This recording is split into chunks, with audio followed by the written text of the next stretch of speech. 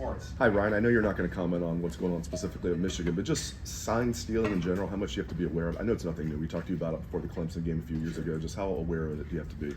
Yeah, whether anything regarding that right now, I'm just not going to comment on today. I'd rather just focus on Wisconsin. I obviously appreciate you got to ask me questions, but that's just something I don't want to get into right now. Second row right, Bill Landis. You can ask another question. Just the one you throw out there. Yeah.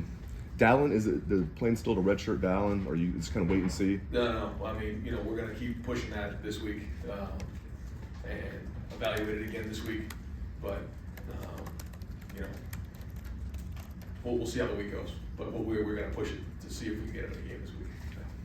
Second row right, Bill Landis, Rivals, the podcast. Right, on the play where Devin got hurt, was there any discussion about whether or not he actually scored on that play? It looked kind of close. I don't know. They didn't announce a replay. They did review it. They did? They did, yeah, and they said he was short. Yeah, we knew it was really close.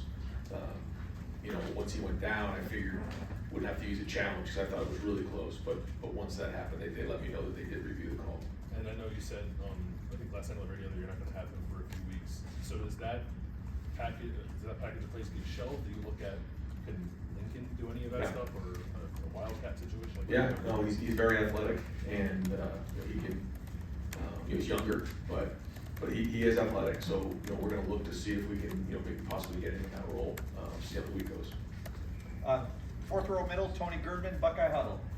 Ryan, with Carnell Tate being as advanced as he is, where does he compare to guys at this time in the past? Chris Olave, Marvin, those guys. Similar. I mentioned that to somebody just the other day. When you look at where Chris was that year, Garrett, Jackson, those guys, Marvin, back, they were coming on as you hit the mid-year, and then the second half of the season is where they really made an impact. And I think Carnell coming in mid-year allowed him the opportunity to be in that same position and kind of be on the same trajectory. Do you view him basically as a starter at this point? He's a contributing member of the offense, and he does. He's got a really good skill set. He's got to keep growing and building for sure. But he's somebody that we feel confident putting in the game. Second row middle, Stephen Means, Cleveland.com. Just kind of more on the Lincoln stuff. I know that's a guy we're talking about Dallin in trading situations, and that's probably the plan with Lincoln as well.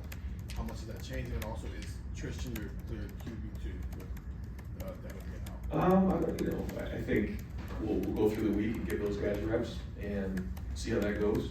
Tristan has experience. I think they might be 5 or 6 years apart. Different guys. But I think where those guys are. One's a more experienced guy. One is a younger guy that we think has a really bright future here. So they're both different, spots in their career.